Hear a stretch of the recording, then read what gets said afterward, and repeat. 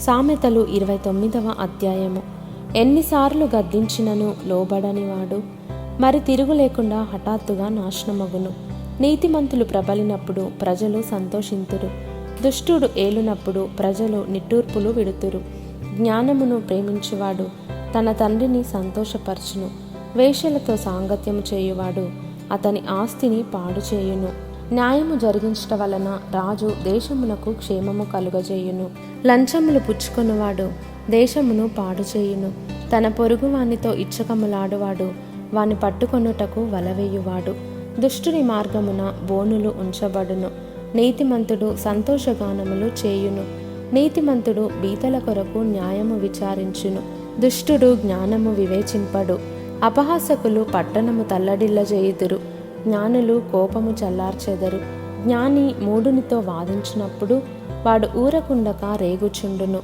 నరహంతకులు నిర్దోషులను ద్వేషించుదురు, అట్టివారు యథార్థవంతుల ప్రాణము తీయజూతురు.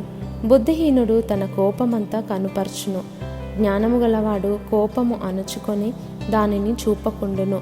అబద్ధములను ఆలకించు రాజునకు ఉద్యోగస్తులందరూ దుష్టులుగా నుందురు.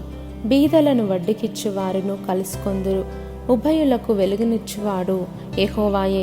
ఏ రాజు దరిద్రులకు సత్యముగా న్యాయము తీర్చునో ఆ రాజు సింహాసనము నిత్యముగా స్థిరపరచబడును. బెత్తమును గద్దింపును జ్ఞానము కలుగజేయును. అదుపులేని బాలుడు తన తల్లికి అవమానము తెచ్చును. దుష్టులు ప్రబలినప్పుడు చెడుతనము ప్రబలును, వారు పడిపోవుటను నీతిమంతులు కన్నులారా చూచెదరు. నీ కుమారుని శిక్షించిన ఎడల అతడు నిన్ను సంతోషపరచును, నీ మనస్సుకు ఆనందము కలుగజేయును. దేవోక్తి లేని ఎడల జనులు కట్టులేక తిరుగుదురు. ధర్మశాస్త్రమును అనుసరించువాడు ధన్యుడు. దాసుడు వాగ్దండన చేత గుణపడడు, తాత్పర్యము తెలుసుకొనను వాడు లోబడడు.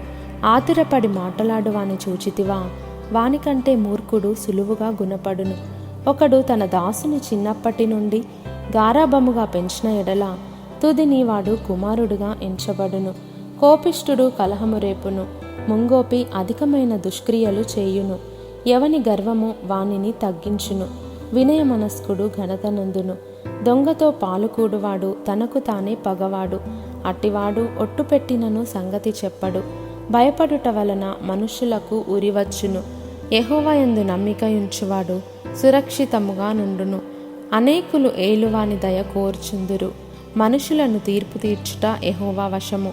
దుర్మార్గుడు నీతిమంతులకు హేయుడు, యథార్థవర్తనుడు భక్తిహీనునికి హేయుడు.